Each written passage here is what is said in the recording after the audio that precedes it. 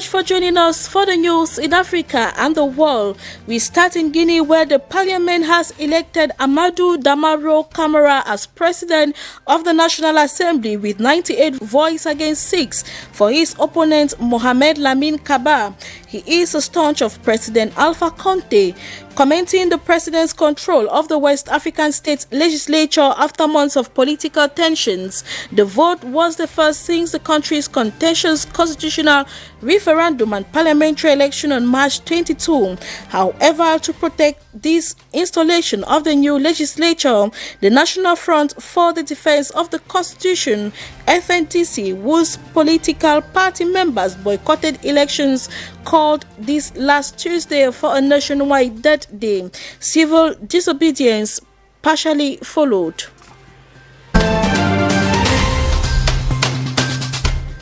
Togolese opposition figure Agbeyome Kojo was arrested at his home and taken to the Central Service of Research and Criminal Investigation of the National Gendarmerie on Tuesday, April 21, report said.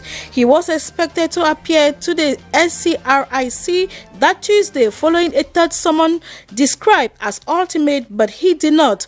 Kojo is due to appear in court this Wednesday. He is being prosecuted by the Public Prosecutor's Office for disturbing public order, endangering national security, subversive act, disseminating of fake news, slanderous denunciations, among others. Agbeyome Kojo is a defeated candidate of the February 2020 presidential election, a member of the National Assembly and a former Prime Minister. With some news putting Madagascar in the spotlight, the president Andry Rajoelina has officially launched a local herbal remedy claimed to prevent and cure the coronavirus pandemic. He posted photos and images of what he calls COVID organics medicine on one of his social media pages. The drink is derived from Artemisia, a plant with proven efficacy in malaria treatment and other indigenous herbs, according to the Malagasy Institute of Applied Research, IMRA. He also lifted the lockdown in 3 main cities in the country, adding that a Malgache remedy for the disease had been successfully tested. The large Indian Ocean island has so far detected 121 cases and no fatality. It is important to note that the safety and effectiveness of this herbal solution have not been assessed internationally, nor has any data from trials been published in peer-reviewed studies. Zimbabwe's health system is being stretched even further by malaria outbreaks that have killed at least 131 people. On Tuesday, the country extended its coronavirus lockdown by another 2 weeks as it braces to curb the spread of COVID-19, which has caused at least 3 deaths with 25 officially recorded cases. World Health Organization say that despite the risks on that front, Zimbabwe should not stop its efforts when it comes to managing malaria, which, though treatable, is still one of its biggest cures. April is the peak season for the disease, and this year's figures are consistent with recent malaria trends here. The fear this year is that patients in remote areas might be misdiagnosed as having malaria with infected health COVID-19 or both, since malaria can exist with other infections. That did highlight the dangers of having outbreaks of both diseases at the same time.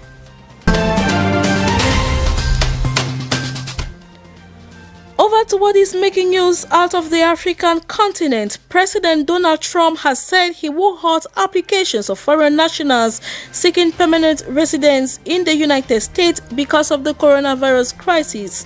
Mr. Trump at the White House said the suspension will come into force through an executive order that he would likely sign this Wednesday. A day after he announced the move in an ambiguous tweet, Trump said the measure will protect American jobs. He added the pause will be in effect for 60 days, saying he would decide on any extension or changes based on economic conditions at the time. Democrats have accused the administration of using the pandemic to crack down on immigration, while critics say he is trying to distract attention away from his response to the virus, with the U.S. presently having nearly 45,000 deaths.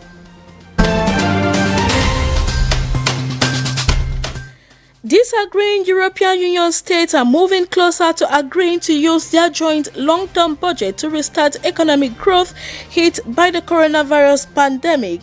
But the bloc summit on Thursday will defer any financial decision on contentious details. In that regard, Spain is calling on its neighbors to unite behind its proposal for a joint EU fund that will help the bloc's hardest hit economies recover from the coronavirus crisis. It is equally suggesting creating an economic recovery fund with up to $1.5 trillion, according to an internal Spanish government document. France is siding with southern states, including Italy and Spain, in calling for joint debts, an idea so far rejected by several northern nations like the Netherlands and Germany. It is either EU states or sink or float, and Spain wants everybody to float by building a consensus.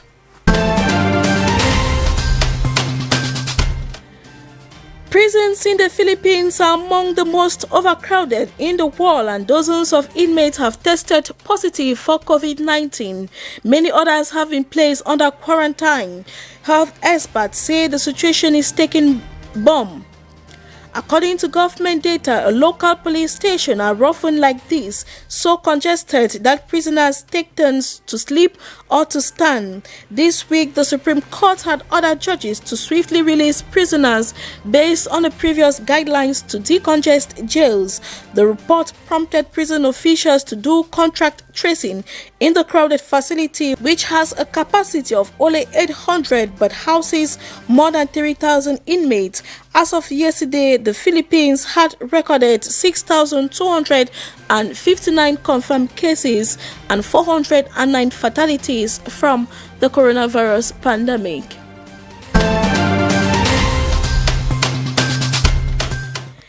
In Israel, nationwide sirens sounded for 2 minutes Tuesday in memory of the 6 million Jews murdered by the Nazis during World War II.